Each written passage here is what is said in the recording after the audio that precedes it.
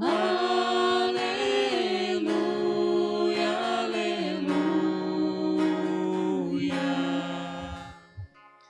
O Senhor esteja convosco. Ele está no meio de nós. Proclamação do Evangelho de Jesus Cristo segundo João.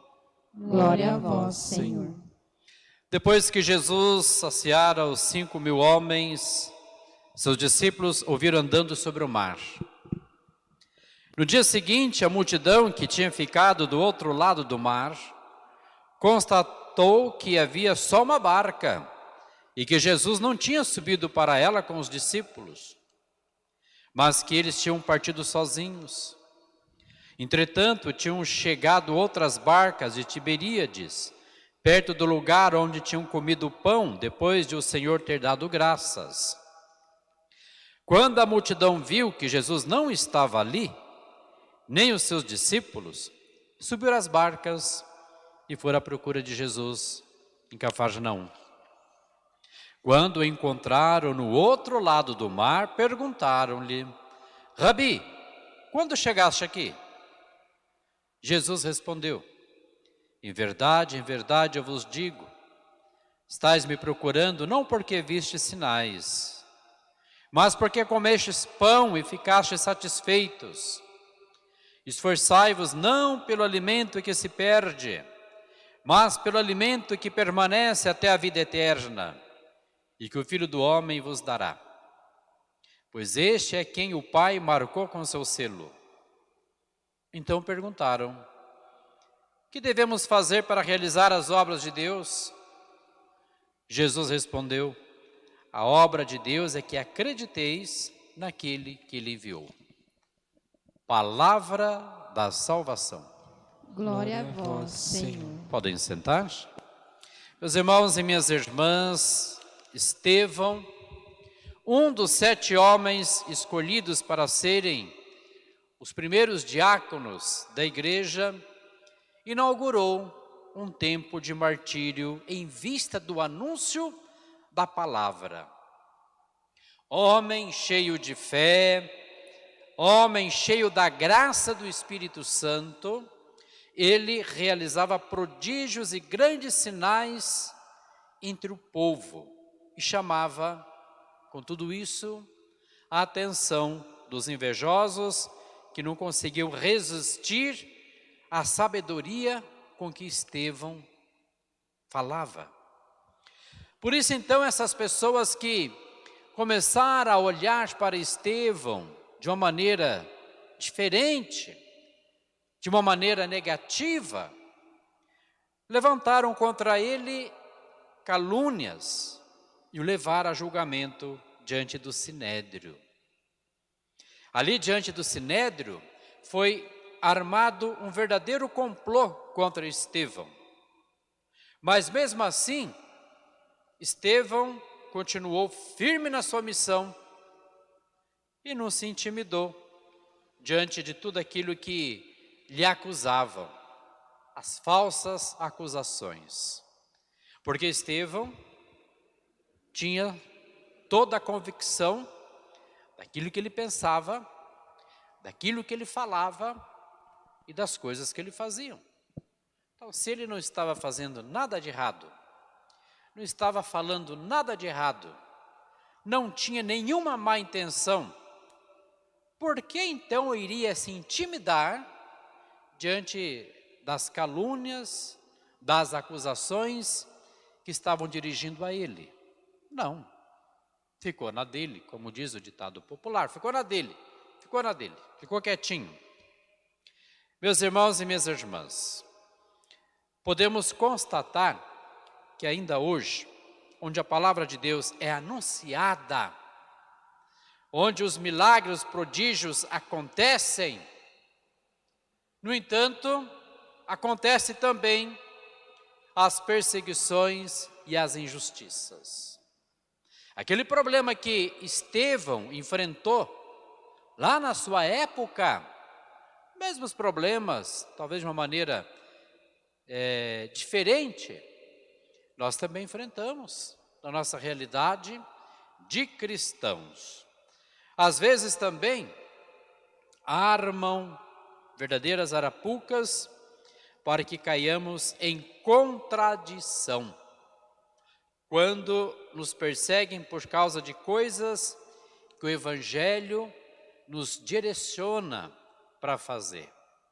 Então, quando você procura falar de Deus, para falar do amor de Deus, quando você procura fazer as coisas coerentes com a sua fé, quando você procura agir de acordo com os princípios que nos é apresentado, a palavra de Deus, de modo mais específico, o Evangelho, e aquilo vai te modulando, aquilo vai influenciando a sua índole, vai influenciando o seu caráter, e a única coisa que você quer fazer é o correto, o certo, o melhor, o bom.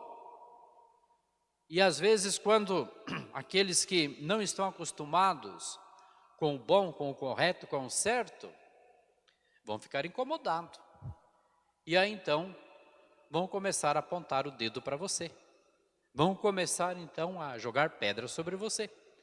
E vão armar arapucas para que possa te pegar, para que possa te prender.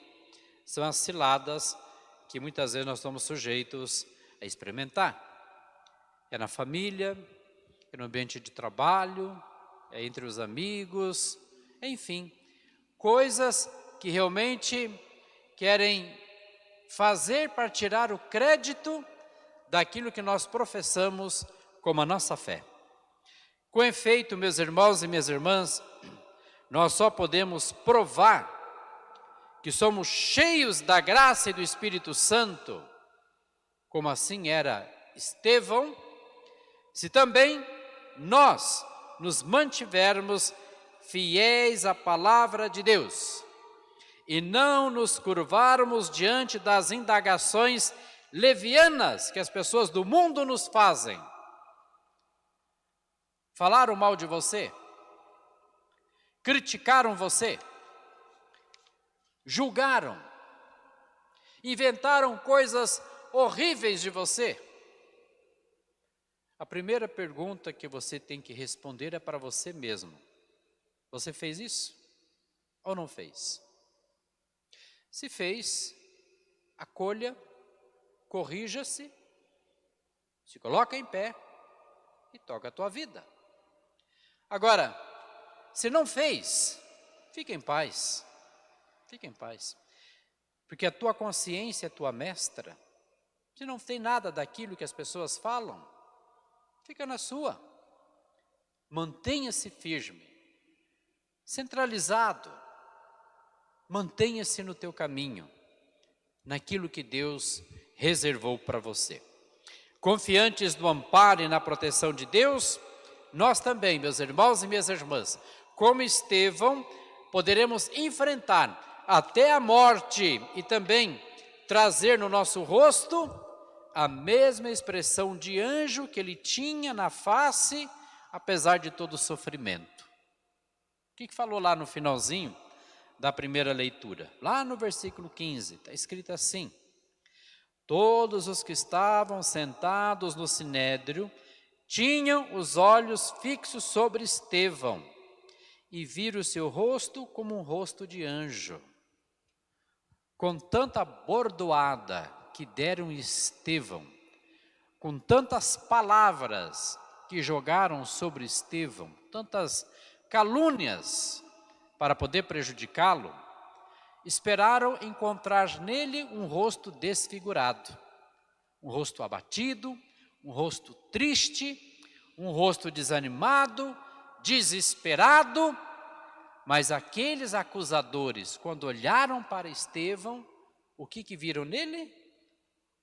Um rosto como um rosto de anjo. Ou seja, alguém calmo, sereno, tranquilo, em paz. Porque estava em paz com a sua consciência. Estava em paz.